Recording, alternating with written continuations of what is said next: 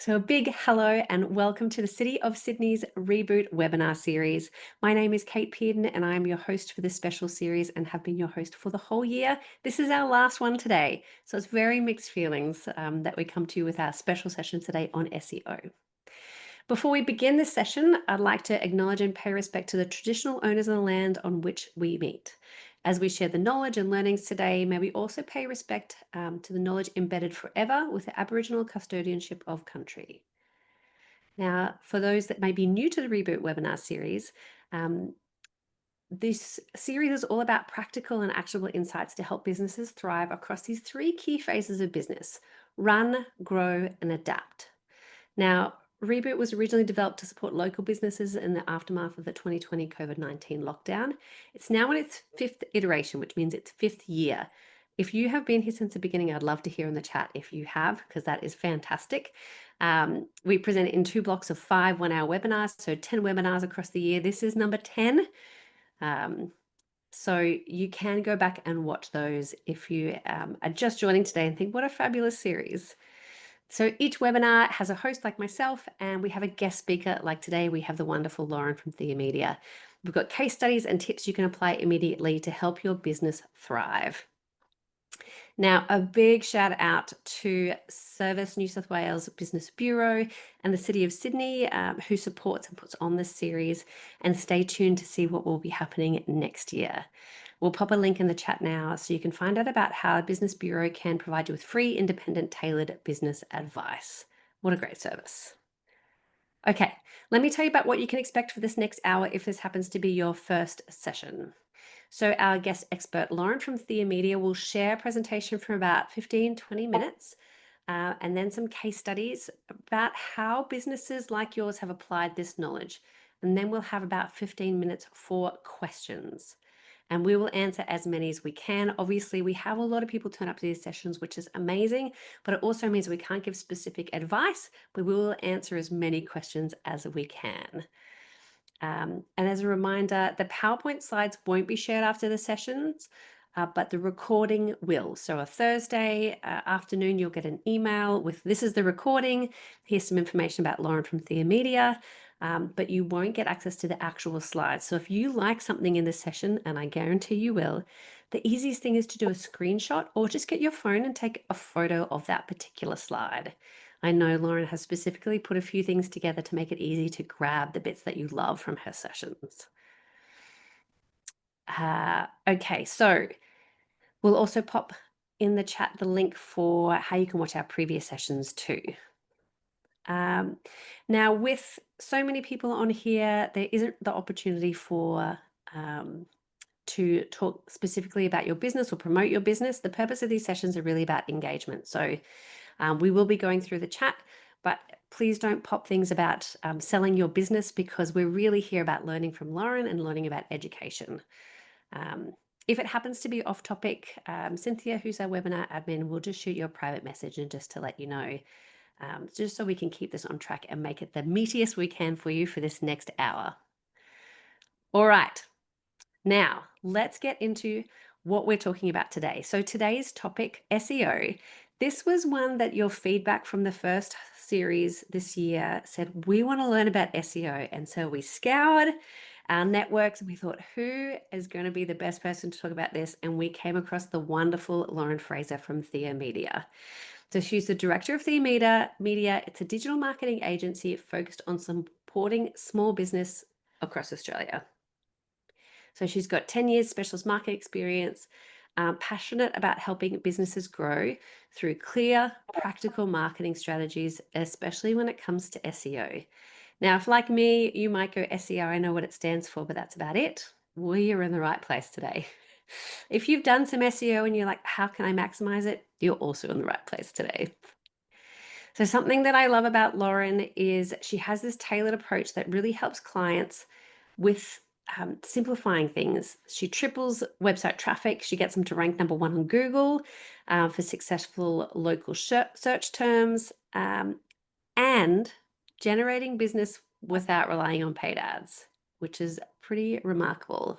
This is why we love SEO. Well known for making complex digital concepts feel simple, achievable.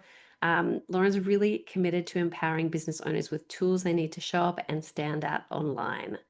What more could we want for our last session of the year than to learn about this wonderful evergreen marketing strategy called SEO? And if you don't know what SEO stands for, we're going to learn very soon. Welcome, Lauren. Oh, thank you so much. What an intro. It's good to be here. All right, tell us about SEO. Let's get found on Yeah, Google. let's dive on in, hey? So, as you mentioned, it is a really fantastic channel. It is my favorite.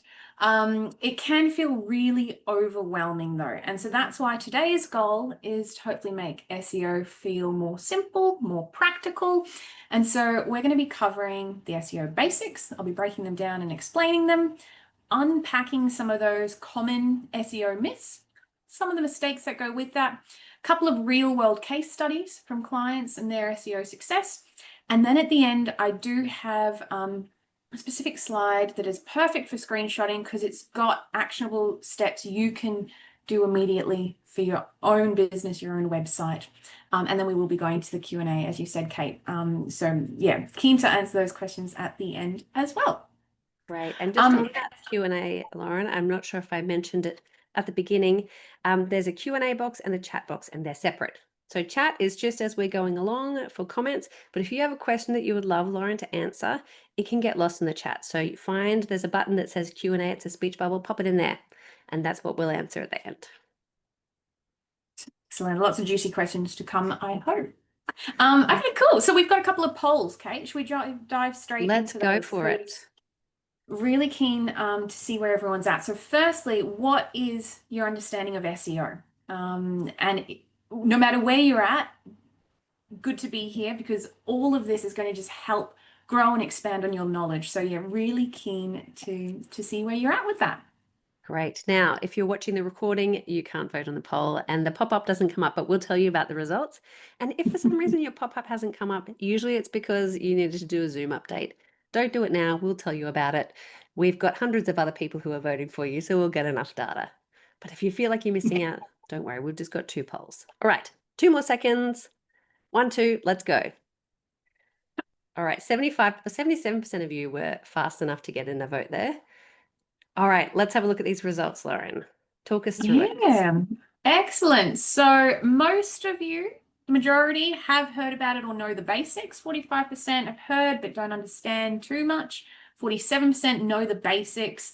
And then we've got little outliers, top and bottom. So exactly where, I would expect you to be. And it's really good to have that basic knowledge. And we're really going to build on that because you want to be, prepared and confident around SEO. You know what you're talking about, especially for your business, if you're ever investing or outsourcing work. So not a problem at all. Next question I've got here for you is around what your main goal with your marketing is right now. Really interested to see this as well. You're trying to get more website visitors? Do you want to generate more leads, inquiries? Are you really trying to build your brand awareness? Or do you feel confident around all of those and you're trying to build maybe customer trust or reputation? Great. We've got 50% voted, 60%. Let's see if we can beat our 77% from before. 70%, 5 more seconds. 73, 74. All right. 80%. There you go. End poll. Sorry if you weren't quick enough.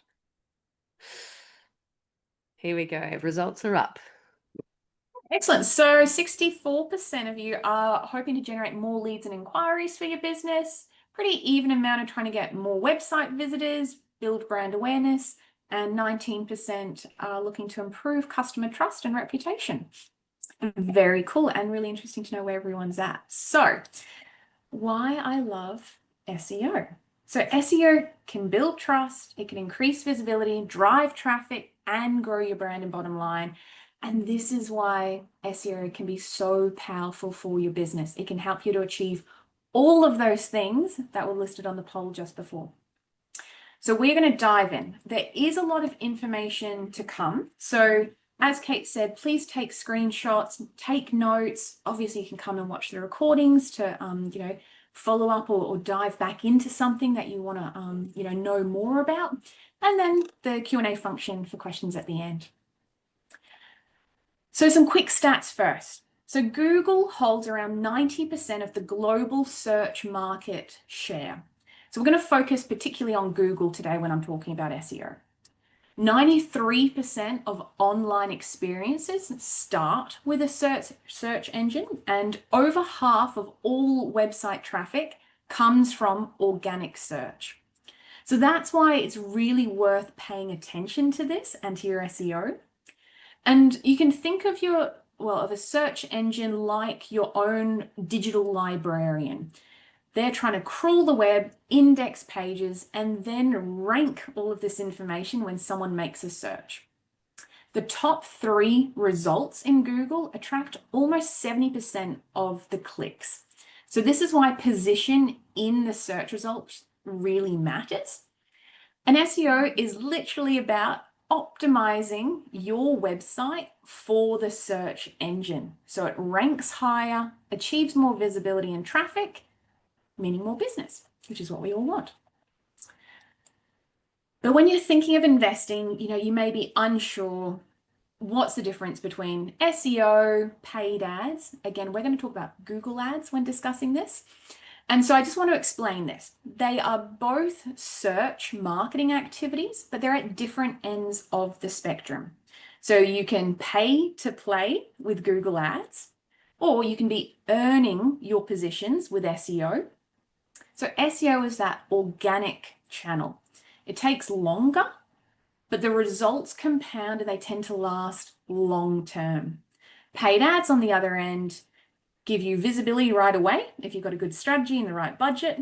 But as soon as you stop spending or your budget is exhausted, you're not showing up anymore.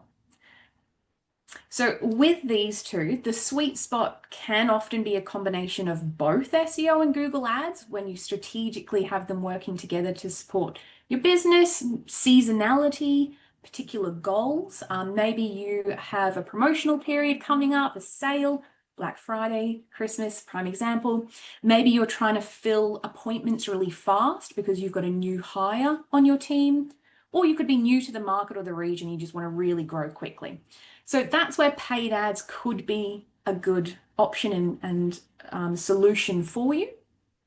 But really long term, you probably want to look to reduce your reliability on paid ads and broaden your visibility with SEO. Paid ads also do tend to have a far lower click-through rate compared to your organic search results in Google. So as mentioned, the top 3 organic results collectively grab over 2/3 of all traffic. With your paid ads, a 2% click-through rate is what you would expect. So really low. 2%. 2% is the average for paid ads. Top position in Google could get 40% click-through rate. So a big difference around how customers respond to paid ads versus organic results. So very simple question here, and I'm asking on the people who might have said that I'm very early to SEO. When you say a paid ad at Google, is this where it says sponsored up the top? Correct. Yes. Okay, so those people might be getting 2%, but if you are genuinely getting the top of a search result just because it matches what they're asking, your website matches, and you're organically getting up there, so for free, that could be a 40% click-through. Correct. Even though you've paid for the other one. Okay, just clarifying here. There's a couple questions that have popped through about this. Exactly. And so this is where, the consumer behavior is really interesting. And we're going to touch on that in a couple of ways in the rest of the presentation as well. But that's where utilizing ads can be really helpful, short term or in certain ways, or for particular businesses. But if you can earn those organic rankings and be at the top of the results for relevant search terms, that's where you're building trust. Customers trust you more than clicking on a paid ad. So it's, interesting how people respond. So even climbing, a spot or 2 higher, you might be like, oh, I'm on page 1. If you're at the bottom of page 1, you're getting like a lot lower percent average of clicks and traffic coming through versus being positions, 3, 2, 1. Mm-hmm. So now, Lauren, just a question here about, is it organic free? Because I had said free. Yeah. So look, yes, it is, but you may have to invest in order to strengthen your website performance to get there. But one of the things, and this is why I love SEO so much, you may invest in a 6-month or maybe a 12-month SEO campaign, but for the next 5 years, you could be ranking really strongly, driving traffic, and seeing that return on your initial investment.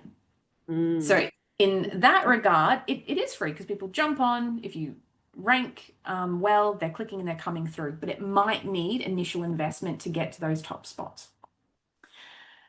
So knowing obviously how important and impactful this ranking well and in the top spots can be, we need to understand how Google decides which websites rank where. So 3 steps to this. Google sends out automated bots. They're called crawlers, spiders, and their goal is to discover the websites that exist on the internet. They move from link to link, scanning the pages to see what's on there.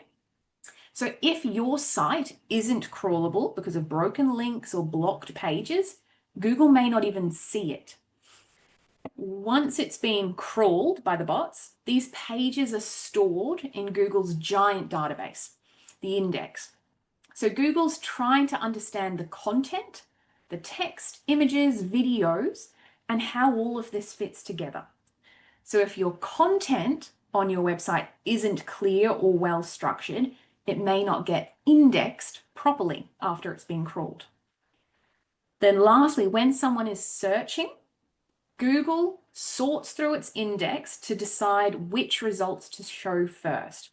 And it considers hundreds of factors when it's deciding on these rankings around relevance, quality, user experience, location, and more. So the goal is to give the searcher the most useful, trustworthy, and relevant result as quickly as possible. That's all Google is trying to achieve at the end of the day. And it's really important to understand this. Anyone who's dealt with Google, especially Google Ads, same with Meta ads and any of them, you'll understand they're not really the best support to the business, even though you're paying for ads or you're paying to use their platforms.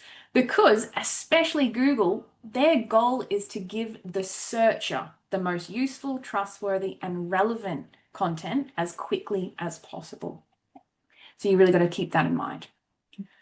To achieve the goal of providing the searcher with the most useful... Talking about Google, now my Google phone just listened to me.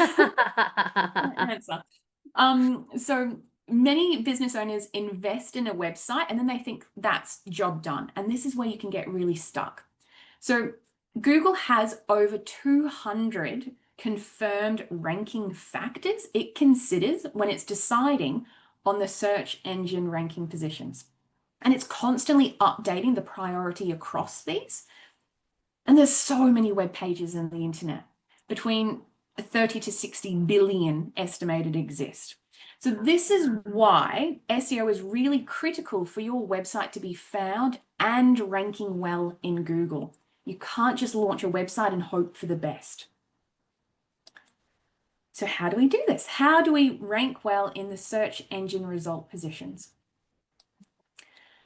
So we're obviously not going to cover all 200 factors, but we are going to focus in on those which are recognized as consistently being the most important. So first is relevance, because Google wants to make sure your content actually matches what someone typed in. So that's where keywords, headings, the topics you write about all come into play.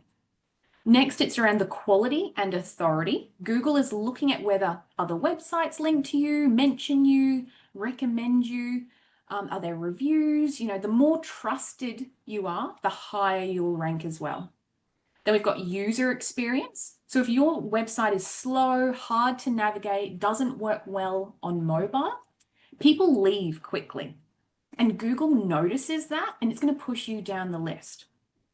Google also prefers seeing fresh, up-to-date content.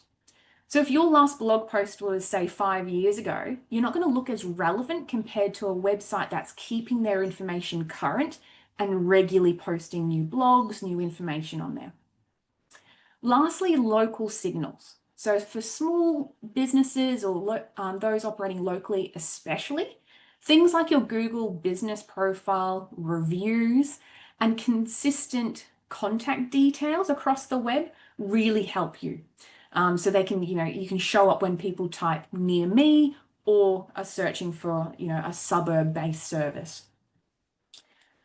So really, it does all come down to EEAT. And if you are somewhat familiar with SEO, this is probably an acronym you've come across, heard, or seen around SEO. So again, Google wants to send people to results that they can rely on. So that's why it evaluates content and websites through that lens of experience, expertise, authoritativeness, and trustworthiness. And this could be a good one to screenshot as well, because these are all things you can have impact on for your business and your website performance. So already, when we're talking about SEO, again, it can feel pretty overwhelming and like there's hundreds of moving parts. But really, it comes down to these 3 core pillars that work together and that you can address strategically. So the first one is on-page SEO. And think of that as everything that happens on your own website. So it's about making sure your content, your headings, your meta descriptions, even your images are optimized so that Google understands what your business is about and what that web page is about. You can think of it like your website speaking the same language as your customers and for the Google bots. So if you get this right, your site is clear and relevant. The way I think about this is like if your site's French, it's speaking French, customers speak French, you're all understanding the same stuff. There's no rogue things in there. We're speaking Google language. Yeah, not French, but Google language, yes. Yeah. So then the second one to think of is your off-page SEO. And this is all about your reputation outside of your own website. So you can't have as much control around this, but you can have impact on it. Because again, Google wants to know, do other people trust you? Do other websites link to you? Do you have reviews that are independent and back up your credibility? These are all signals that your business isn't just saying it's good, but that others are backing it up. And that's how you build your authority online. Lastly, there's the behind the scenes kind of foundation with your technical SEO. So this covers things like how fast your website loads, whether it's secure with HTTPS, which is your SSL certificates, and they are very important, yes. Whether it works smoothly on mobile, this is critical. So you could have amazing content. You could have great reviews, but if your website is slow or broken on mobile, as an example, Google won't prioritize it. So you need to think of the technical health of your website as giving the green light for everything else to work well. So again, I just want to reiterate, when you think about SEO, try not to get caught up in, the jargon.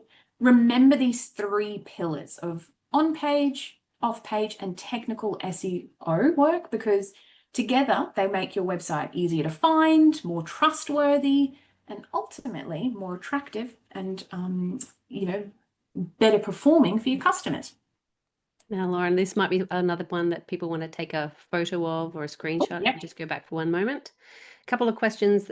You won't have access to the slides. We did explain at the beginning, but I know people have come in late. You won't get the slides, but you will get a recording by Thursday afternoon. So you can then pause and go at the pace. We know we're going fast, but there's so much to pack in to make the most of it. If the slides are very small for you, you can actually change your own view along the top where it says view, and it's along the bottom for me, but it might be somewhere else. There is a little icon that says Q&A with a speech box and a question mark, and that's where you can put your questions that I'm going to have a look at the end, because we've seen a few come in the webinar chat, and we will do our best to just remind you, pop those in the Q&A. Question, what does SSL stand for? Security? Site security? Yeah.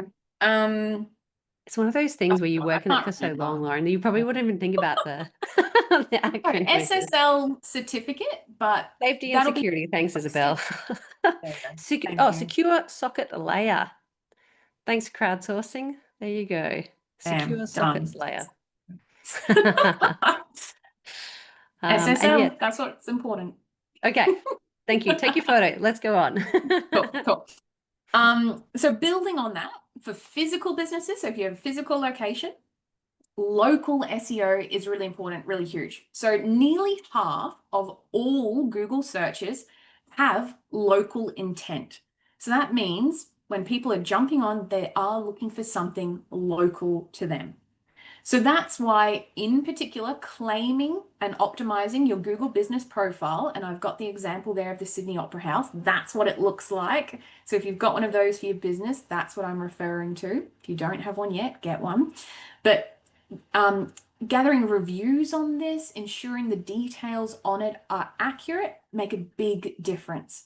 If you already are doing that and you've got it set up, make sure you are keeping it active and regularly sharing posts on the listing, keeping your open hours up to date, replying to reviews. All of those are fantastic signals that help improve your local search visibility for customers. And this is free to set up if you haven't got one. Yeah, Someone's asked free. how to do it. I don't know. Google it. Yes, on literally Google Business Profile, and it'll pop up, step you through, really easy. Can be a little fiddly getting verified, but good luck. But worthwhile. Good luck I with that. managed it for my business, so it's doable. It's doable. There you go. So I know we are going through a lot, and you're probably thinking by now, oh, okay, like sounding good, but what about, what old mate Barry told me about SEO? So I want to break down some of those common myths that really tend to pop up. Because hopefully by now, you're clear that SEO, it is important. You're understanding how Google works. So we just need to debunk these for you. The first and probably kind of the most common one I hear, people think you just do SEO once and suddenly you're going to appear at the top of Google. And look, that's not the reality of SEO. It is an ongoing process because Google takes time to crawl your website, index those changes, see what are your competitors doing, have had new ones enter into the market. So I want you to think of SEO more like, fitness. Consistency does matter, not a one-off session. So you could do some optimizations, I'm ranking immediately for maybe a very niche term that doesn't get a lot of traffic. They're pretty easy to get some immediate results on, but search terms that have volume that a lot of businesses want to try and rank on, it does take time to see those results. The next one is you just stuff in keywords and that's all that SEO is about. No, years ago. Yeah, you do it all in white Exactly. text or something on a background, as many keywords as possible. Exactly. Dodgy SEO or keyword stuffing, look, at some stage did work about 15 years ago, but Google is so smart and it's too smart for that. And it's too smart for pretty much all dodgy practices, and you want to be really aware of that. It's constantly learning, it's constantly updating those ranking factors. Keyword stuffing can hurt you. Google is looking for natural, helpful content that actually answers the user's question, and it's not just awkward keyword repetition. So that is not all that SEO is, and hopefully you realize that by now. The last one, that SEO can only be done by experts. And look, yes, there are technical elements that may need an expert to do them. But you don't always need a developer or a marketing pro to have that impact.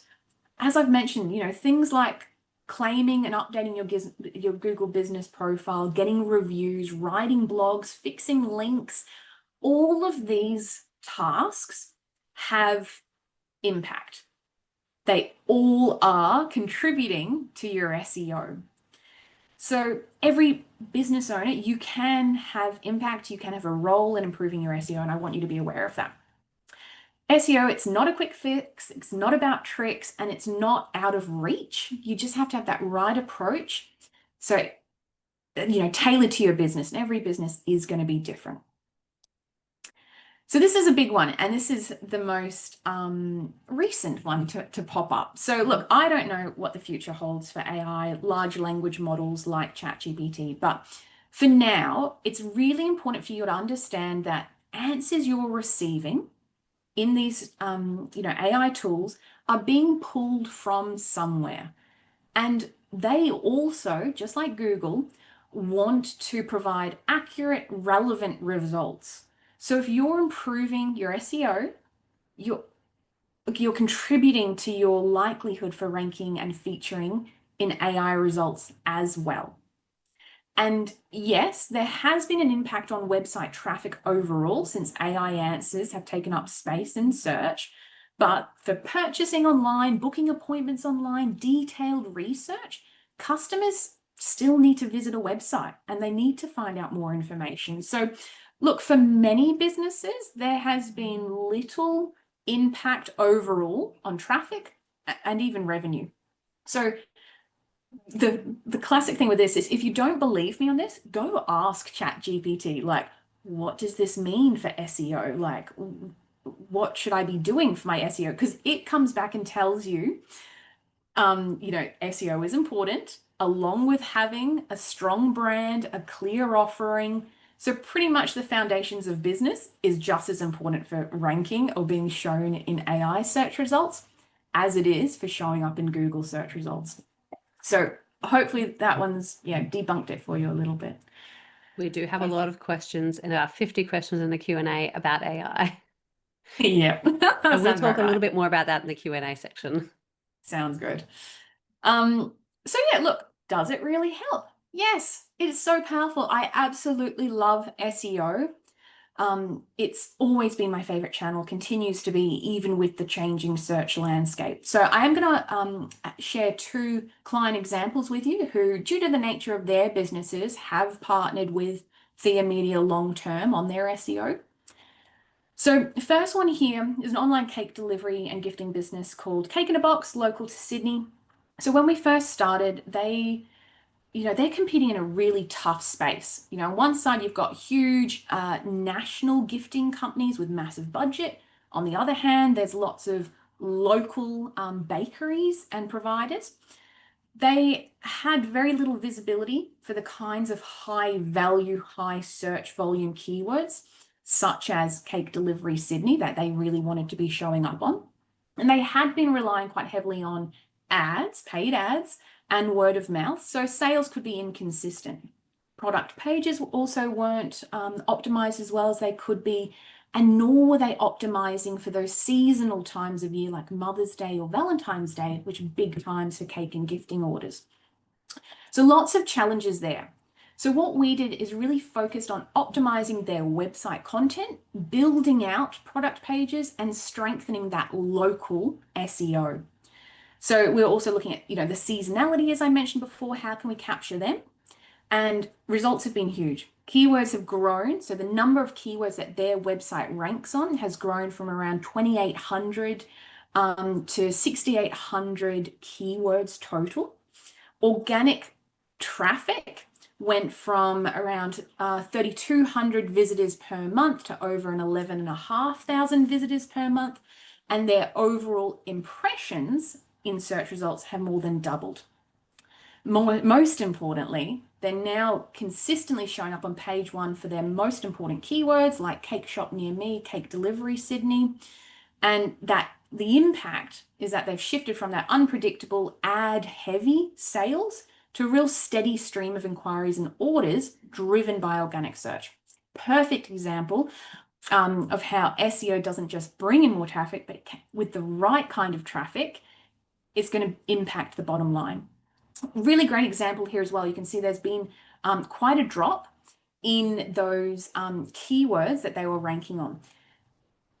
They updated their website and shifted website platforms. So I really want to emphasize this for anyone who has recently updated their website or is planning to update their website. Maybe you're just doing a new design or you're shifting from WordPress to Shopify or vice versa. That kind of big change has impact on your organic performance in Google, the number of keywords, the type of keywords, and it takes time for Google to understand those changes. So if you are doing big website changes, it's worth considering your SEO and potentially partnering with an SEO expert to guide you through that transition of a new website. sure there might be I'm questions really on that. sorry. Are you saying that this is what happened in January 2023 or January 2024 where that dip is? January 2024 Exactly. with the dip. So that's explaining why there's this dip, because they changed website platforms and it took time for the bots to crawl it and to rank again and then back on track. Okay. Exactly. Exactly. And yeah, changing websites has impact. So don't just think, oh, we've been ranking well for years. We're going to go onto this beautiful new design. Because unfortunately, a lot of the time, the things that were making you perform have been stripped out or removed on the new website. So you really got to consider SEO and performance there. The next example I've got for you is a local dental practice. So their situation was quite different. Challenges might be quite familiar for a lot of you though. So when they first started, they had almost no visibility online. They were only showing up for about 27 keywords. And their site was getting barely 10 visitors from Google per month.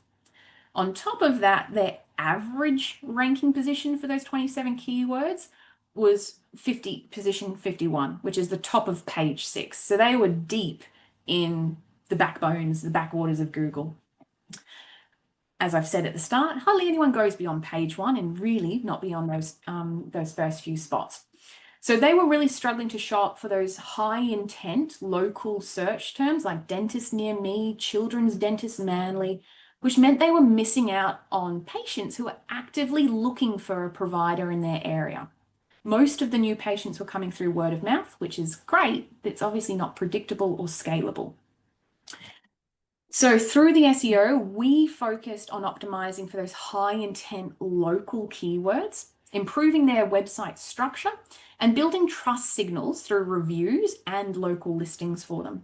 And the difference has been incredible. So their keyword volume that they were ranking the website for started at 27, now over 380. The monthly organic traffic from around 10 per month to 360 per month.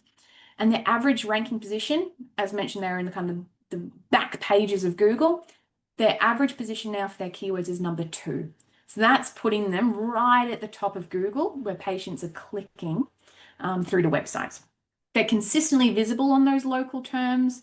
They're not relying on word of mouth, and they have a steady stream of new patient inquiries coming through organically to their website. So a great example how even a small local business can compete online with the right SEO strategy behind them. Cool. So what can SEO do for you? In a couple of slides, I do have my checklist, which I really recommend you sharing, but I just want to give a little bit more info on this because yes, you can, of course, use AI to help you. As mentioned, everything you do for your website, for your brand does have impact. And when you're a busy business owner or employee, any tools that will make it easier and quicker for you to achieve this is a big tick from me. What I do want you to really keep in mind, though, is that AI tools are extremely helpful in supporting your efforts. They can't totally replace them. So ask it questions so you can better understand the tasks and the types of things you can do. Get ideas or suggestions on content or keywords. But please, please, please always add your human touch and your unique insight as a business owner. Because Google doesn't like to see crap content pretty much. You want to make sure it is still good quality, relevant, it's not keyword stuffed. So use ChatGPT, other AI tools to help you, but sit down and add your unique insights as a business owner. And really want to drive these home for you. You know, just remember, you don't need to be an expert to get started. Depending on your business, your capacity, your resources, you may be best suited to partnering with an SEO specialist. Doesn't mean you have to though, and don't get duped by that thinking, oh, this is, you know, I can't do it. You can, there's lots of things you can do that have impact. It's not just about keywords. Consistency, more than anything, is most important. So some quick actions for you. I've broken it down here by the 3 pillars to give you a little bit of clarity around that. And these are tasks, again, you can go do. So take a screenshot, take a photo, and get started with whatever kind of feels, I guess, most comfortable to start with. and go from there. I'll give it a couple more seconds to screenshot that. And then otherwise, Kate, we can go into some question time. We have 70 something questions so far. So I'm going to do my best Okay. to consolidate as we go. We'll leave this slide up for a moment so people can take photos. And we're also going to share a site just to get some feedback for what you thought of the series this year. We ask after every webinar for some feedback. It takes a few minutes, but it was from the last session's feedback that people really wanted to have an SEO session. So that's why it's so important. Cynthia, who's our webinar admin, has just popped the link in there to Culture Counts to give us some feedback. All right, we've now got 80 something questions, so let me get started in those. There was a number of questions. I'm going to group some common themes together here so we can try and get the most amount of impact for the most amount of people that we've got here. So general questions about what if you don't have a physical office address? You might be a service business like a tradie or a cleaner or online coaching. How do you rank for those keywords? Do you get penalized if you don't have a physical address on your Google business profile? That's like the whole package of questions around that. So maybe I'll just let you talk on that as a concept.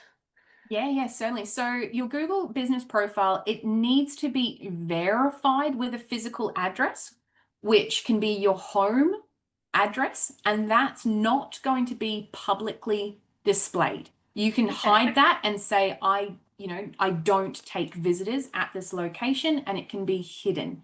So you need an actual physical address, not a PO box, to verify. But then you can just have a region that you serve. So maybe it's just Sydney, maybe you're Wollongong, but then you can just set up the region that you serve, and that's where Google's going to display you. So you will not get penalized. You just need to verify the initial address. Okay, good to know. And then that address doesn't have to be public. Correct. Great. Okay, backlinks. Quite a few questions about how much value do they carry in SEO, what they are, etc. etc. So yes, because pretty much if you've got a website, you've probably received an average of at least one a week email from a offshore backlink expert who's trying to get you to pay them to create backlinks. So Could you explain what don't backlinks do it. are? Yeah. So backlinks are literally their hyperlink through from another website to your website. Okay. So, and it's got a follow. It's called a follow. Let's just call it a follow code on it. Or some websites have a no follow, but it's just a hyperlink embedded that'll click through to your website. And you can kind of think of backlinking if your website is the center of a spider's web. You're trying to build out a really detailed web that all points back to you, because the more detailed, the more links Google's like, oh, okay, this is they're trustworthy, and they're literally just hyperlinks. This is, again, one of those activities, kind of like keyword stuffing that, 10 years ago had its heyday, and it's like everyone must get backlinks.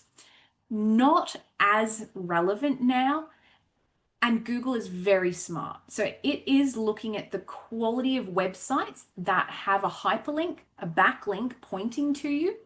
And if it's very clear that that has been paid for, or it's spammy or low quality, that doesn't help your website. Google wants to also see high quality websites linking to yours. So don't get too concerned about backlinks, especially if you're a small business. It's going to be more of that on-page content and building reviews, having active social media profiles, just having some active listings in online directories. They don't have to be paid either. Those are going to be more helpful than looking at backlinks. And again, you don't want to be responding in the spammy emails you get through about, we've got all these backlinks available to you, pay us for this. They're not worth it. They don't have impact. And backlinks have been declining in their prioritization from Google as a ranking factor.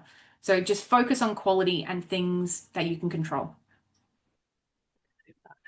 Can you flick back to the EEAT slide so people can have a screenshot of that?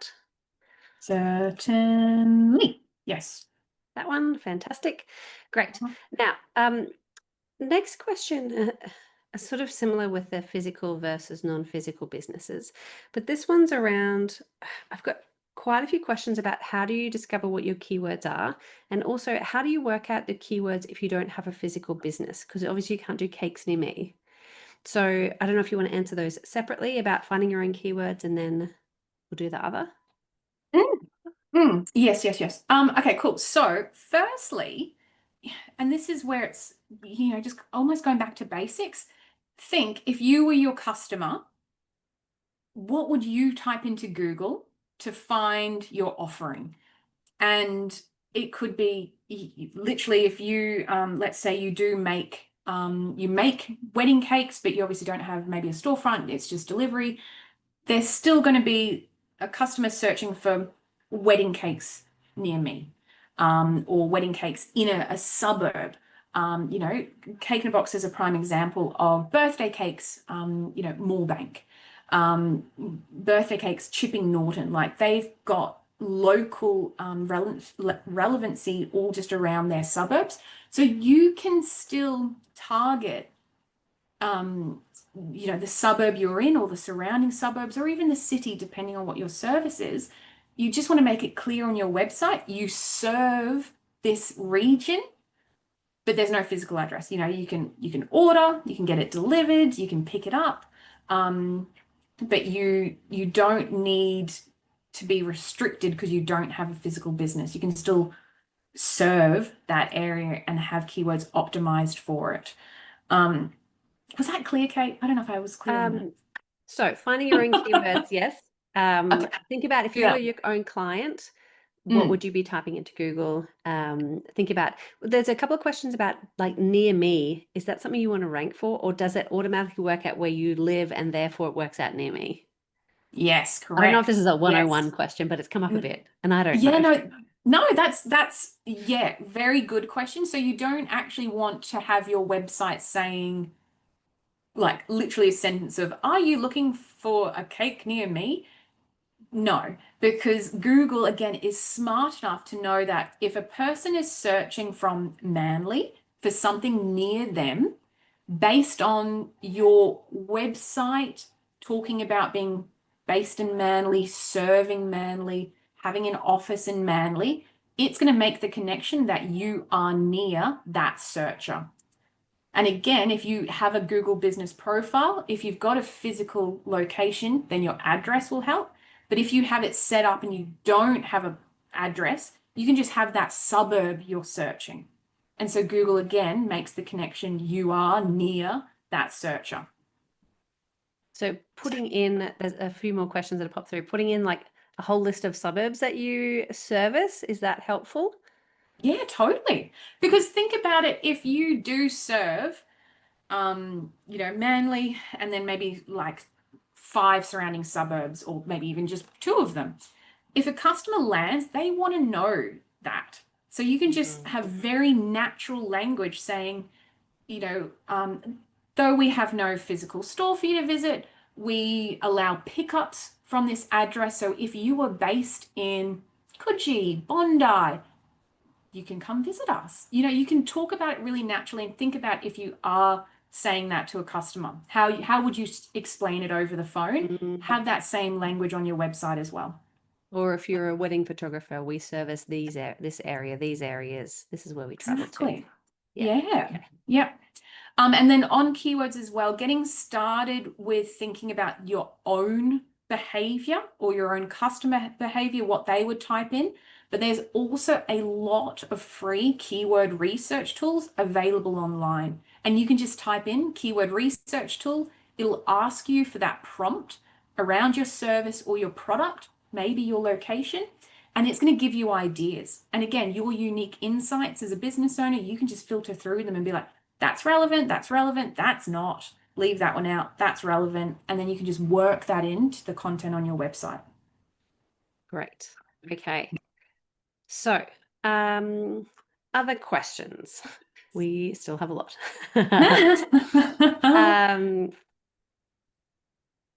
I've got questions about what's the impact of AI. So you talked about a couple of things about AI, that you could use AI to help you to do a bit of an SEO plan. What's the impact of AI in Google search engines? Is AI doing the crawling? Is SEO still important because of AI? Yes. Yeah, just a few AI thoughts there. Yeah, and look, it's all so new and it is rapidly evolving as well. But it's important to just remember AI answers, whether it's the AI snippet at the top of the Google results or whether it's the response inside ChatGPT, they are pulling from websites and they tend to pull from those in the top 5, sometimes 10 positions of Google. So you do need to be optimizing your website for all of these things we've got here: experience, authoritativeness, expertise, and trustworthiness, because any AI results also want to deliver answers that tick these boxes. So there's new acronyms for AI optimization and a few others, but pretty much just bear in mind, if you're optimizing for SEO, you're still optimizing for all those other areas as well. And the AI snippets that come up in Google, again, think of your own behavior and when they pop up. It tends to pop up when you're making, a search where you're doing a little bit of research, and you tend to be in an earlier phase of the buying cycle.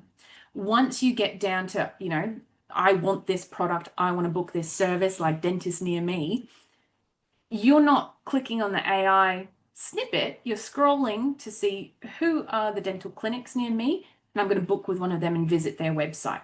So AI snippets, yes, they've had an impact on website traffic, as mentioned, but it tends to be at certain points of that, consumer purchase cycle. And so we haven't seen an impact yet on actual bottom line online conversions or sales. Hopefully that answers the questions that came through. Great. Thanks, Lauren. All right. A few questions about, does it matter what website what I'm using? Do some rank better than others? For example, Wix, WordPress, one was mentioned Card, which I don't know about, Squarespace, Shopify. Are some like favorite friends, or it doesn't matter? So again, a few years ago, even like 5 years ago, Wix didn't do very well in ranking in Google, and there was a few others that didn't. These days, honestly, much of a muchness, because they've all got different pros and cons. WordPress is still a real favorite of, I'm going to say old school, but like old school developers, because they're like, you can access code, you can do all these adjustments yourself. That has benefits if you are very technical and wanting to do that. Whereas sites like Squarespace, they've just covered all of that kind of basic functionality, performance, so you don't even have to think of it. So none of them are necessarily better than others. They all have pros and cons depending on your business type, your own preference. Some people are just more technical and they want WordPress because they want to be able to do nitty-gritty. Some people are going to be more inclined towards Squarespace because they just want things sorted and they don't want to have to think about it. So much of a muchness, and then it's really going to come down to, again, content, technical health of your website, and are you ticking the box across your EEAT? Great. And on that one, I might get you to stop sharing this slide so they can have a bit bigger ones of it. Oh, of our heads. Lovely. Oh, okay. there you go. Now, next question. There is a few around price of what does it cost to get someone with SEO to support you. Now, I know you have talked about that there's things you can do yourself to optimize, and also SEO is a long-term strategy. It's not like a strategy that you get a piece of paper and it's a one-off cost. It is an ongoing cost. And this is a bit of a how long is a piece of string and how, but I also appreciate when I had not heard of SEO, I had no idea of what's a ballpark of how this works. And so I will actually ask this question because being a small business owner, we just don't know what we don't know. Are you able to give some sort of idea on how it works for an SEO specialist to help you get those results like you had for Cake in a Box? Yeah, totally. And look, it is a great question. And this is where SEO in some ways is one of like the murkiest of digital channels to invest in, because there is a really wide range of how an SEO agency may approach their SEO. The biggest, kind of, I guess, factor that'll come into cost is your business. So if you are operating in a highly competitive space that has very lucrative traffic coming through online, you're probably going to need to be paying more. If you are a national, offering and going up against big national providers, you could be spending $5,000-$10,000 a month on SEO if you are and I'm talking a massive e-commerce website with hundreds of products, hundreds of pages and variations. You're trying to rank on a lot of keywords. If you are a small local business who just wants to show up for your suburb and the next one over, you could be looking for, a 6-month investment of $1,000 to $2,000 per month to see really strong results. And again, it's going to depend on your business type, what you want to rank on. If you have one product or one service and you serve one area, $200 a month might be all that's needed to do some basic ongoing optimization, some basic content updates, which could be enough to then improve your rankings. So a few factors you've got to consider: your business size and offerings, your customer and industry, the competitiveness of it, and then how much you want to rank on. Because SEO, again, it takes time, but you could start with a small investment, start getting traffic and new business coming through, and then increase your investment and, target an extra one of your services or a new product in your range, and you can scale it really steadily to suit your budget. SEO is very flexible. So if you feel, and I'm going to be very frank here, but if you feel like you're spending too much on it, you probably are. And it's a really good conversation to have, because unfortunately, a lot of clients I've had over the years have overextended themselves in SEO and not seen the return. So I hope from you want to get a return. It's got to be the right spend, and you've got to be getting the results from your SEO to make it. We understand, like, you've got to pay more to begin with, but you've got to be getting the results from it to make to know that it's a good decision. Yeah. And hopefully, from this session and more of a base understanding, you can have those informed conversations. I think I did see something pop up around how do you track this? Have those conversations as well. What's important to you? Do you want more visibility across a variety of keywords? In that case, you're going to be looking at, am I getting more keyword volume for my website? Actually, do you just want more bookings? Maybe you don't need many keywords that you're ranking on, but they just need to be quality that actually bring in new business. So also determining what's important to you, and then how can that be tracked? Because Google Analytics, GA4, is very powerful in kind of showing you the results of the work you're doing. Great. A couple of other questions about continual constant investment in SEO is absolutely necessary. Something that they were told. Again, business, business your business type, your industry, you might not need to. And I love this with my clients. I've had, depending on their business, like 6-month campaign, 5 years ago, and I've just had one of them reach back out to say, hey, we've expanded our product range. We want to do more SEO work. We have an audit. They're still ranking on the original keywords. We didn't need to continue running a paid SEO campaign for them after that initial period, because SEO keeps working. If you do these things right, They've been writing blogs, they've been doing their own optimizations. It's continued growing and having that return for them. Wonderful. And probably a good question to finish on there. I appreciate we still have 100 that we haven't specifically answered, but I've done my best to capture as much as we can. Before we close out on this session, have you got any final thoughts for today, Lauren? Oh gosh. I mean, again, SEO, I love SEO. It's so powerful, but it is one that you do want to be informed about. Have really clear conversations around what your goals are if you are going to invest. Because there's a lot of murkiness. A lot of agents will be like, you have to spend this and you have to keep spending it for the next 24 months. And it's like, well, do you? Do you really, based on your business, your goals? Are you a startup? Are you, a massive national e-commerce?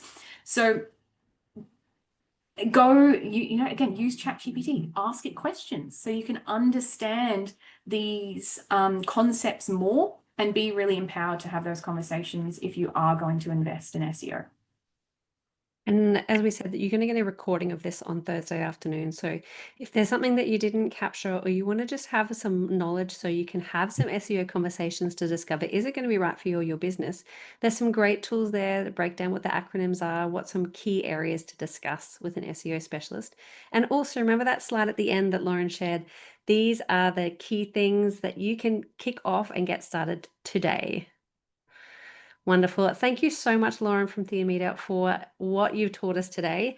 There's so many questions about SEO. It's one of those marketing tools that we all know we need, but who knows where to start. So hopefully we've put a bit of light on that topic for everybody. This is our last reboot session for the year. A big shout out to Service New South Wales Business Bureau and the City of Sydney for putting on this for small business owners. What a treat to have access to these experts to help us with our business and growing business, because small business is such a key part of our business economy and everybody's lives. So thank you for joining us for this year and keep tuned for what's happening in 2026. Thanks, everyone. Thanks, everyone. Bye.